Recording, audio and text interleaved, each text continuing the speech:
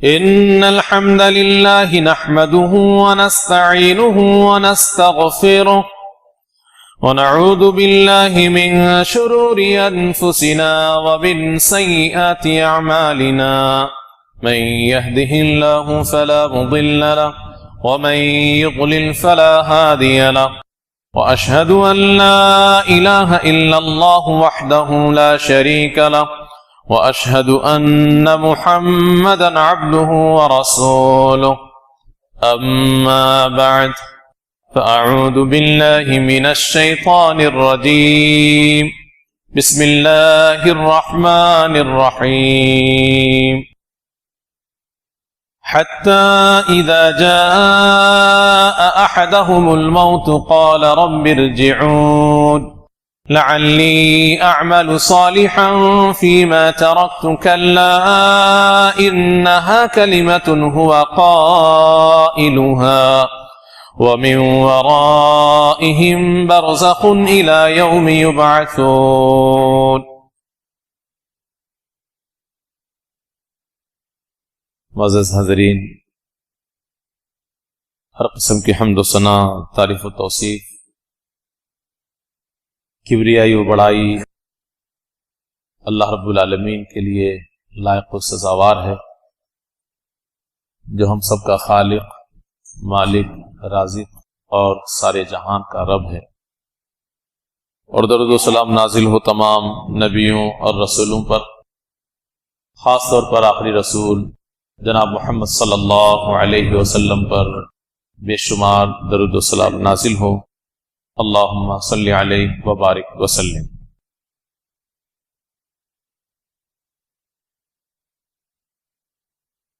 اللہ رب العالمین نے ہمیں اور آپ کو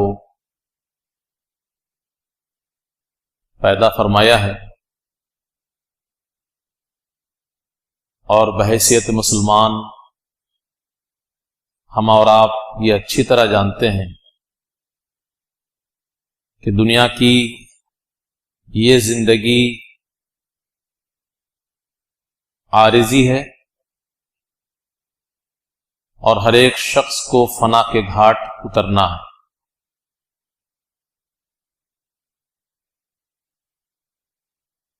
موت کا مزہ ہر شخص کو چکھنا ہے۔ موت تو وہ حقیقت ہے کہ دنیا کا ہر شخص، چاہے وہ کسی دین کو مانتا ہو، چاہے وہ دین بیزار ہو، اس حقیقت کو ہر شخص قبول کرتا ہے، کیونکہ دنیا میں آج تک جو بھی آیا، کوئی بھی آج تک بچا ہوا نہیں ہے۔ جو اس دنیا میں آتا ہے وہ دنیا چھوڑ کے ضرور جاتا ہے۔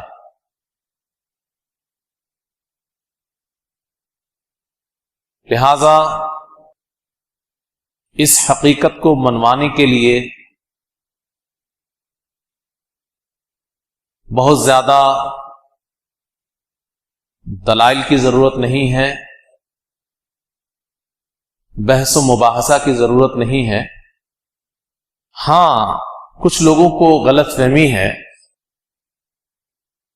کہ دنیا سائنس اور ٹیکنالوجی میں ترقی کرتے کرتے شاید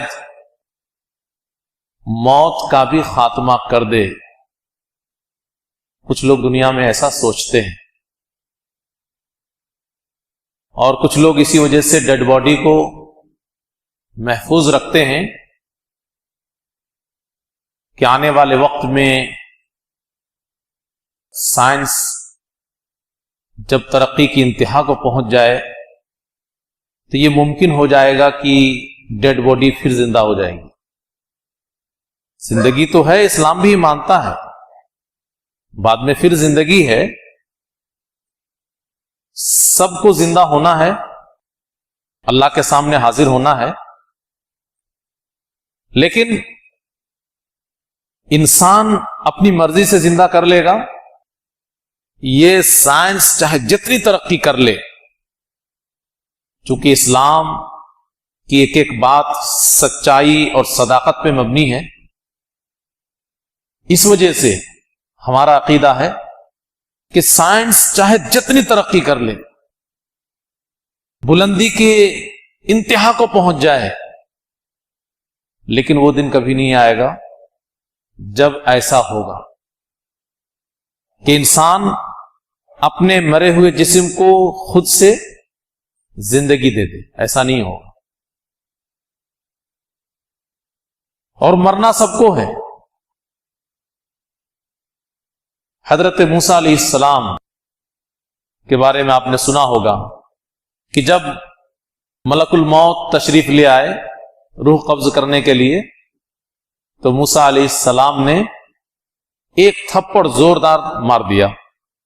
اتنی زوردار تماچا مارا کہ ملک الموت کی ایک آنکھ پھوٹ گئی. ملک الموت اللہ کے پاس پہنچے اور ساری بات بتائی کہ موسیٰ تو ایسا تھپڑ مارا کہ میری آنکھ ہی پھوٹ گئی. تو اللہ رب العالمین نے اس کی آنکھ برابر کر دی اور کہا پھر جاؤ، موسیٰ سے کہہ دو کہ میں ملک الموت ہوں اور اللہ نے مجھے بھیجا ہے، اور تمہارے لیے اسپیشل، تمہارے لیے ایک آپشن، اختیار ہے. کسی بیل گائے کے پیٹھ پہ ہاتھ رکھو اور تمہارے ہاتھ کے نیچے جتنے بال آ جائیں، ہر ایک بال کے بدلے ایک سام، چاہے وہ 500 بال آ جائیں چاہے 1000 بال آ جائیں. موسیٰ علیہ السلام نے کہا کہ پھر اس کے بعد کیا ہوگا؟ آگے پھر آئیں گے، پھر روح قبض کریں گے اور مرنا پڑے گا. تو حضرت موسیٰ علیہ السلام نے کہا کہ 1000 سال کے بعد مرنا ہے، جتنے سال کے بعد مرنا ہے، تو جب اب روح قبض کرنے آئے تھے تو کر لو بھائی. جب مرنا ہی ہے تو کیا فائدہ ہے ہاتھ رکھنے سے؟ اور اسی موسیٰ علیہ السلام کو اور بنو اسرائیل کو ظلم و ستم کی چکی میں پیسنے والا فرعون، ظلم و جبر کی جو علامت اور نشانی قیامت تک کے لیے بن گیا. جب کوئی زیادہ ظلم کرنے لگتا ہے تو لوگ کیا بولتے ہیں؟ یہ فرعون ہے،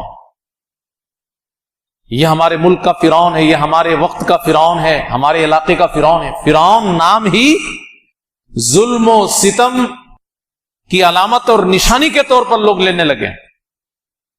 تو حضرت موسیٰ علیہ السلام اور آپ کی قوم کو ظلم و ستم کی چکی میں پیسنے والا فرعون، بڑا ظالم اور جابر اور طاقت اور قوت کے نشے میں چور، انا ربکم الاعلی کا دعویٰ کرنے والا، انا ربکم الاعلی. لیکن موت سے وہ بھی نہیں بچ پایا. موسیٰ علیہ السلام اور بنی اسرائیل کا جب پیچھا کیا اور اللہ رب العالمین نے دریا میں ڈبو دیا تو مرتے مرتے ایمان لا رہا تھا. مرنے کے وقت کا ایمان مقبول نہیں اللہ کے. اللہ نے اس کا اعلان کر دیا ہے قرآن میں کہ مرنے کے وقت کی توبہ بھی قبول نہیں اور مرنے کے وقت کا ایمان بھی معتبر نہیں. تو فرعون کو بھی مرنا پڑا. ہاں، اس کی باڈی اللہ نے محفوظ کر رکھا ہے عبرت کی نشانی کے طور پر. دولت کے نشے میں چور اسی وقت کا ایک انسان قارون، جس کے خزانے بے شمار اور اس کے دولت اور خزانے کا چرچا قرآن میں اللہ نے کیا. کتنی دولت تھی اس کے پاس، لیکن اللہ رب العالمین نے اس کی دولت کو اور اس کو سب کو فنا کے گھاٹ اتار دیا، زمین کے اندر دھسا دیا. اور یہ سب جانے دیجئے، ظالموں کی بات چھوڑیے، اللہ کا بہت قریب بننے کے بعد بھی موت سے کوئی بچ نہیں پائے گا. کہ پتہ چلا کہ ہم دن رات عبادت میں لگے رہتے ہیں، ہم اللہ کے بڑے قریبی ہیں تو ہم بچ جائیں گے موت سے؟ نہیں. اس کائنات کا سب سے افضل انسان جناب محمد صلی اللہ علیہ وسلم، عمر کی 63 بہاریں دیکھنے کے بعد موت کا جام آپ نے بھی پی لیا، بلکہ موت کی سختیاں، پریشانیاں اور دقتیں ان سب کو برداشت کیا.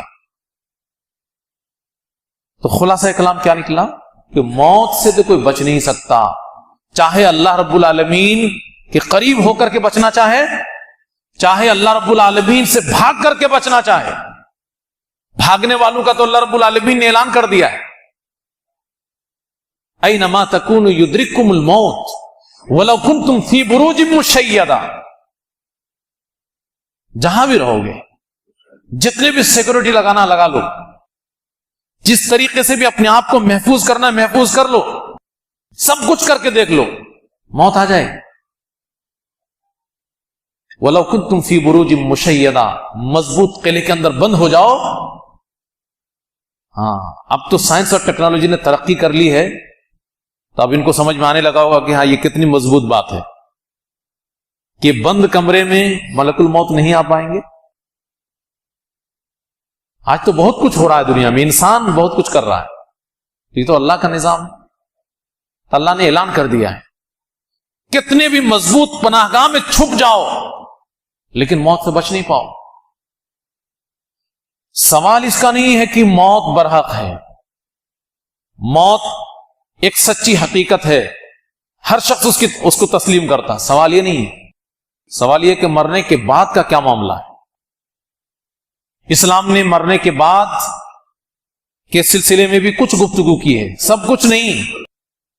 کچھ نادان یہی سمجھ بیٹھتے ہیں کہ جس طریقے سے اس زندگی کی تفصیل شریعت میں موجود ہے قرآن و حدیث میں، تو شاید مرنے کے بعد کے ایک ایک پل کا بھی تذکرہ موجود ہے. وہ ایک ایک پل کو ڈھونڈنا شروع کر دیتے ہیں.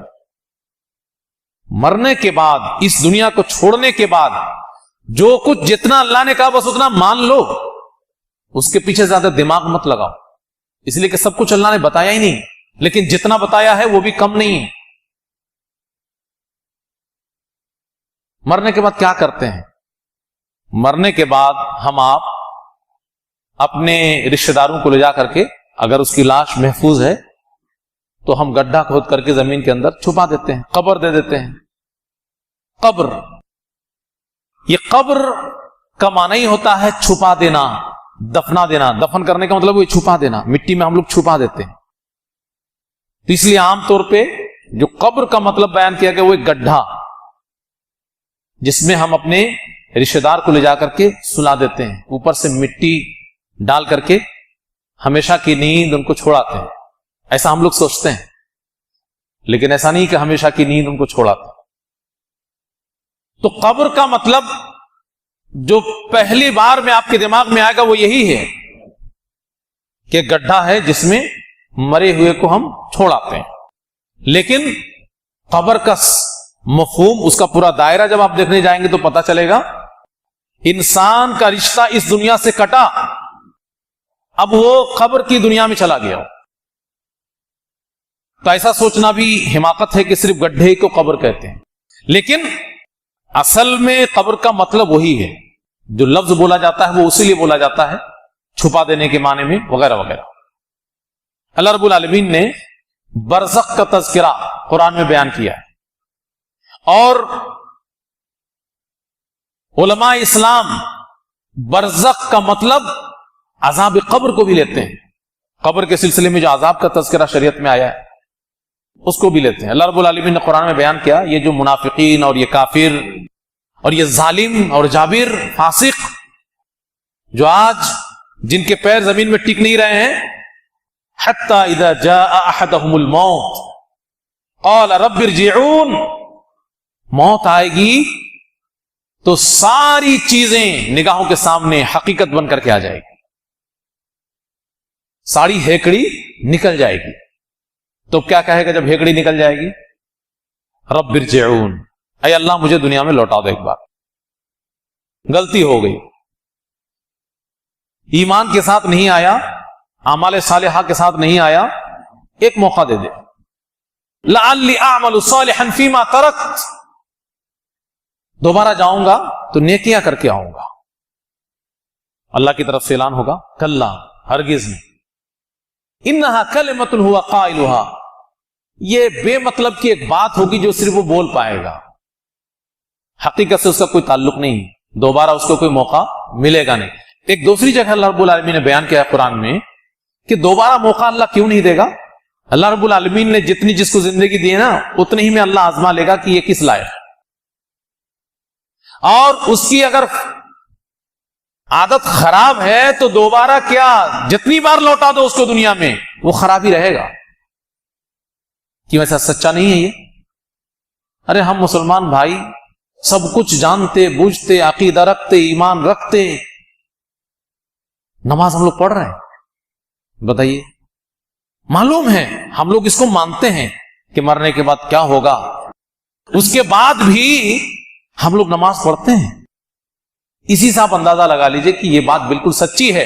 وَلَوْ رُدُّوا لَعَادُوا لِمَا نُهُوا عَنْهُ, اگر انہیں دوبارہ زندگی دے دی جائے تب بھی یہ نماز چھوڑیں گے, روزہ چھوڑیں گے, گناہ کے کام کریں گے.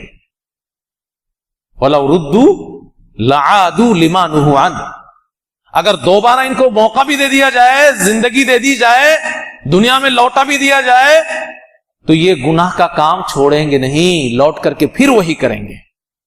اور اس کے لیے بہت دلیل دینے کی ضرورت نہیں, ہماری آپ کی زندگی اور ہمارے آپ کے سلوک اور رویے یہ کافی ہے بتانے کے لیے کہ کافر اور منافق ان کی بات تو چھوڑ دو, ہم مسلمان جو عقیدہ رکھتے ہیں کہ مرنے کے بعد کیا کیا ہوگا,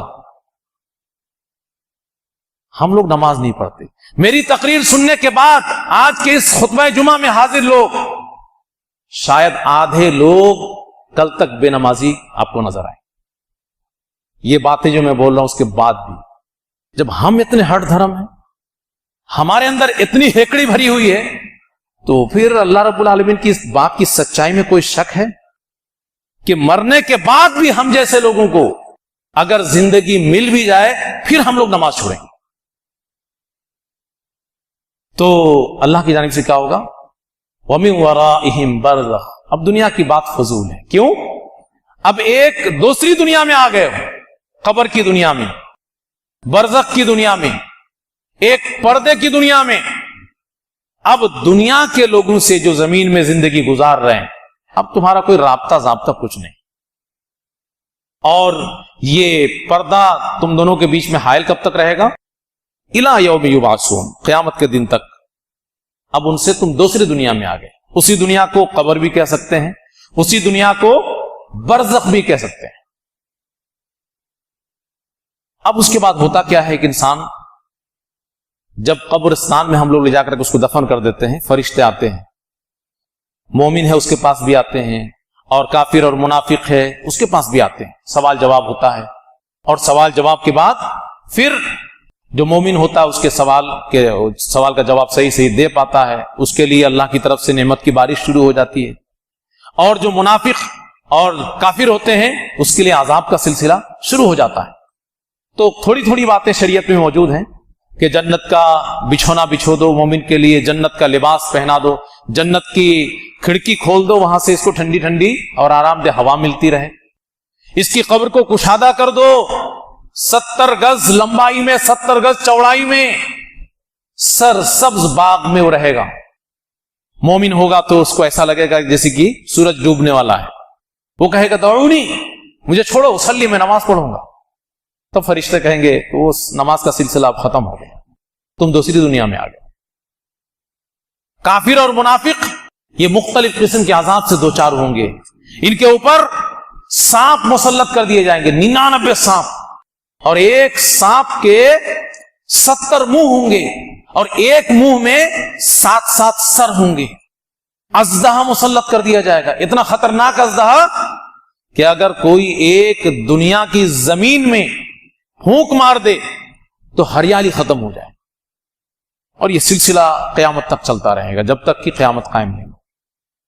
تو قبر کے اندر ایک جو زندگی ہے اس کا تصور, برزخ کی زندگی کا تصور ہمارے اور آپ کے ساتھ قبرستان یا قبر کے ساتھ جڑا ہوا ہے اصل.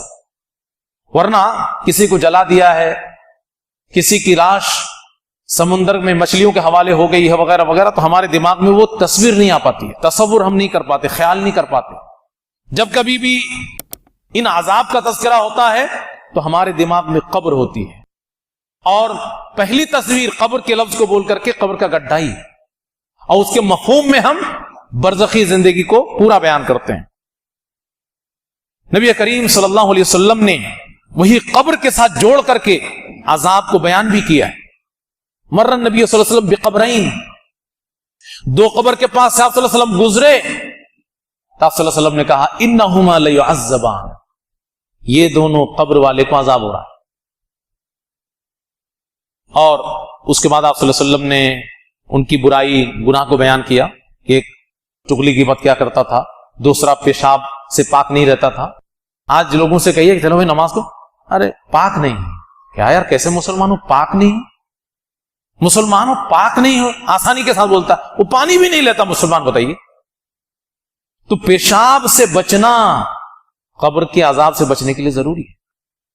تو قبر کے پاس سے گزرے تو آپ نے کہا، تو ایک تصور ہے اسلام میں کہ قبر جو گڈھا ہمارا آپ کھودتے ہیں مردوں کے لیے، میت کے لیے، اس میں عذاب ہوتا ہے، وہ کشادہ کر دی جاتی وغیرہ وغیرہ، جبکہ حقیقت کیا ہے، وہ ایک برزخی زندگی ہے، وہ ایک برزخی زندگی ہے. ورنہ تو پھر منطقی طور پہ آپ کا دماغ الٹا کام کرنا شروع کر دے گا کہ ارے ہمارے ابا جان کی قبر یہاں تھی، اسی کے بغل میں امی جان کی قبر بھی ہے، اور 70 گز، وہ تو دونوں ابھی بھی وہی دکھ رہے ہیں، ہم اپنی آنکھوں سے دیکھنا شروع کر دیں. وہ برزخی زندگی. لیکن تصور ہمارے اور آپ کے دماغ میں قبر ہی سے آئے گا، جیسا کہ اللہ کے رسول صلی اللہ علیہ وسلم نے دو قبر کے پاس سے گزرتے ہوئے کہا ان دونوں کو عذاب ہو رہا ہے. تو قبر میں عذاب ہوتا ہے. قبرستان اسلام اور شریعت اسلامیہ کی جگہ میں خاص جگہ ہے، اس کے کچھ خاص مسائل بھی ہیں، اس کے سلسلے میں شریعت نے ہمارے آپ کے ساتھ گفتگو کی ہے. مثال کے طور پر ہمیں اور آپ کو یہ کہا گیا ہے کہ آپ قبرستان جایا کرو، قبروں کے پاس جایا کرو. فزوروہا پہلے منع کر دیا تھا، لیکن بعد میں کہا فزوروہا، تم لوگ قبروں کی زیارت کرو، اور مقصد بتایا فإنها تذکر الآخرہ. جب قبر کے پاس جاؤ گے، قبرستان میں جاؤ گے تو آخرت کی یاد آئے گی. یہ دنیا میں جو غفلت کے شکار آپ ہو جاتے ہو، تو اس سے دور ہونے کے لیے، اپنے آخرت کو یاد کرنے کے لیے، اس کے لیے تیاری کرنے کے لیے قبرستان جایا کرو. بعض حدیث میں الفاظ بدل گئے کہ فإن فيها عبرہ، قبرستان میں عبرت ہے. یاد آئے گی کہ ارے تو فلاں ہمارا دوست تھا، یہیں پہ اس کو دفنایا تھا، ہم بھی ہو سکتے تھے. تو قبرستان جانے کے لیے شریعت نے کہا، دعا سکھائی شریعت نے، قبرستان جاؤ تو فلاں دعا کرو. جو مشہور دعا ہے نا اس کو چھوڑ دیجئے آپ، وہ صحیح نہیں ہے. السلام علیکم یا اہل القبور یغفر اللہ لنا ولکم. جو صحیح حدیث سے دعا ہیں اس کو آپ کو یاد کرنا چاہیے. السلام علیکم اہل الدیار من المؤمنین والمسلمین یا دار قوم مؤمنین، الفاظ میں تھوڑا سا فرق ہے. اہل الدیار من المؤمنین والمسلمین یا دار قوم مؤمنین وَإِنَّا إِنشَاءَ بِكُمْ لاحقون. بعض حدیث میں اضافہ بھی ہے نسأل اللہ لنا ولکم العافیہ. یہ قبرستان جانے کا آداب ہے. دعا بھی شریعت نے سکھائی. بہت سارے مسائل قبرستان کے تعلق سے شریعت نے بیان کی. یہاں پہ ہم سب چیزوں کا تذکرہ نہیں کرنے جا رہے ہیں، کچھ خاص چیزوں کا تذکرہ ہم آپ کے سامنے کر رہے ہیں. جوتیوں کو چپل کے ساتھ قبرستان میں لے کے جانا چاہیے نہیں جانا چاہیے، قبرستان جانے کے آداب کے سلسلے میں. اللہ کے رسول صلی اللہ علیہ وسلم نے ایک صحابی رسول کو دیکھا کہ وہ چپل پہن کر کے قبرستان میں چل رہے ہیں. تو آپ صلی اللہ علیہ وسلم نے اس کو منع فرمایا کہ یہ چپل اتار دو، جوتے اتار دو. تو انہوں نے جب دیکھا کہ اللہ کے رسول صلی اللہ علیہ وسلم منع فرما رہے ہیں، خلع علیہ، اپنے جوتیوں کو نکال دیا، ورما بہما، پھینک دیا اٹھا کر کے. تو عام طور پر علماء کرام یہ کہتے ہیں کہ قبرستان میں جوتیاں نہیں پہننا چاہیے. ایک حدیث ہے کہ جس میں اللہ کے رسول صلی اللہ علیہ وسلم نے یہ کہا ہے کہ تم لوگ میت کو دفنا کر کے جب پلٹتے ہو، اتنا دور بھی نہیں جاتے بلکہ اتنے قریب رہتے ہو کہ انہ لیسمع قرع نعالہم، تمہارے جوتیوں کے کھڑکھڑاہٹ کو وہ سنتا ہے. میت اتنے قریب میں تم ہوتے ہو، اسی وقت فرشتے آتے ہیں اور سوال جواب شروع ہو جاتا ہے. تو اس حدیث کے اندر جوتیوں کے آواز کی بات کہی گئی. اسی بنیاد پر علماء کرام نے یہ کہا ہے کہ جوتیاں پہننا جائز ہے۔ اب ان دونوں کو جوڑ کر کے عام طور پر علماء اسلام نے جو فتویٰ دیا وہ یہ ہے کہ انسان اگر دقت اور پریشانی میں نہ ہو کہ اس کے پیر کو کوئی تکلیف ہوگی تو ایسی صورت میں جوتیاں اتار دے تو اچھا ہے۔ جوتیاں چوری ہو جائیں گی یا پیر میں کہیں کانٹے چپ جائیں گے یا کوئی اور دقت ہو سکتی ہے، لیکن اگر ضرورت اسے محسوس اور وہ جوتیاں پہن لے تو کوئی حرج نہیں۔ بعض علماء کرام پہنا کرتے تھے جوتیاں۔ تو یہ ہم بتانا یہ چاہ رہے ہیں کہ قبرستان کے سلسلے میں اسلام نے ہم کو تعلیم دی ہے کہ قبر کے پاس جاؤ تو کیا کرو کیا نہ کرو، بہت ساری تفصیلات ہیں۔ مثال کے طور پہ ایک اہم چیز جو ہمارے اندر ایک بیماری کی شکل اختیار کر گئی ہے کہ ہم لوگ دھوپ کھانے کے لیے قبرستان جا کر کے بیٹھتے ہیں، دھوپ کھانے کے لیے، باتیں کرنے کے لیے، ٹائم پاس کے لیے۔ کیا اس کی اجازت شریعت میں ہے؟ یہ جائز ہے؟ یہ حرام ہے۔ قبرستان میں جا کر کے بیٹھنا یہ حرام ہے۔ اللہ کے رسول صلی اللہ علیہ وسلم نے کئی حدیثوں میں اس کا تذکرہ کیا ہے۔ ایک حدیث میں الفاظ کیا ہیں؟ ان یقعد علیہ، اللہ کے رسول صلی اللہ علیہ وسلم نے بیٹھنے سے منع کیا قبر کے پاس۔ اور ایک حدیث میں ہے لا تجلسوا علی القبور، قبروں پہ مت بیٹھو۔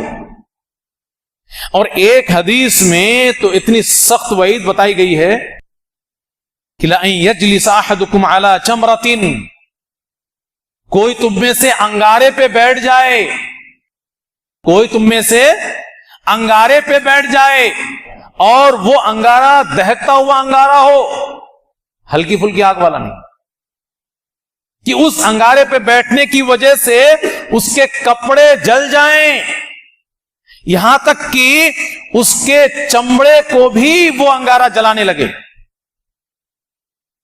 قبر پہ بیٹھنے سے بہتر ہے کہ آدمی انگارے پہ بیٹھ جائے، یہ زیادہ بہتر ہے۔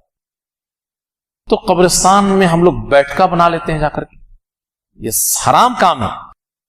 اسی طریقے سے قبرستان میں جا کر کے جوا کھیل رہے ہیں، قبرستان میں جا کر کے کرکٹ کھیل رہے ہیں، قبرستان میں مختلف قسم کے منورنجن کی محفل ہم منعقد کر رہے ہیں، کچھ نہیں تو 4 دوست جا کر کے گپے لڑا رہے ہیں، انجوائے کر رہے ہیں، ہنسی تفریح کر رہے ہیں۔ اللہ کے رسول صلی اللہ علیہ وسلم نے فرمایا ہے لا تجعلوا قبری عیدا، میری قبر کو عید کی جیسے مت بناؤ جہاں پہ فالتو کی بھیڑ ہو، انجوائے کریں، میلہ ٹھیلا کی شکل ہو۔ تو تفریح کا کوئی بھی طریقہ آپ اختیار کریں گے وہ عید میں شمار ہو جائے گا۔ تو یہ ساری چیزیں شریعت نے ہمیں اور آپ کے منع فرمایا ہے۔ ان تمام چیزوں کو جاننے کے بعد جو مقصد ہے قبرستان کا اس کو آپ ذہن میں رکھیں، اور یہ پورے پیغام جو ہم آپ کو دینا چاہ رہے ہیں، تو ہماری جو قبرستان یہاں بغل ہی میں ہے، 10 قدم پہ آپ چلیں قبرستان، مسلم قبرستان شجاعت گنج کے آپ کے بغل میں بڑی مسجد کے اسی سڑک پہ، وہاں پہ جو ماحول اور منظر آپ کو نظر آئے گا تو اس سے پتا چلے گا کہ ان میں سے کچھ بھی نہیں جو مقصد ہے اسلام کا قبرستان کا۔ قبرستان جانے کے لیے دعا سکھائی گئی ہے، شاید ہی کوئی جو جاتا ہو گھومنے پھرنے کے لیے وہ دعا پڑھتا ہو، اور ناجائز حرام کام تمام قسم کے وہاں کر رہے ہیں، اور کہیں سے بھی وہ عبرت کی جگہ بنی ہوئی نہیں ہے۔ اس کی ہمت کو آپ داد دیں گے کہ قبرستان میں پیر لٹکا کے بیٹھتے ہیں، جو گڈھے ہیں، کچھ لوگ اسی گڈھے میں جا کر کے لیٹ جاتے ہیں، سوئے رہتے ہیں، نماز ایک کو ٹائم کا نہیں پڑھتے، ڈر بھی نہیں لگتا ہے کہ اگر یہی موت ہو جائے تو کیا ہو۔ تو وہ عبرت کی جگہ ہے، وہاں سے آخرت کی یاد آنی ہے، لیکن ہم اس کو بیٹھکا بنا لیں گے، سیر و تفریح کی جگہ بنا لیں گے، دھوپ لینے کے لیے وہاں جانے لگیں گے، اور تمام قسم کے خرافات کے لیے وہاں جانے لگیں گے، تو پھر قبرستان کا جو مقصد شریعت نے رکھا وہ حاصل ہوگا؟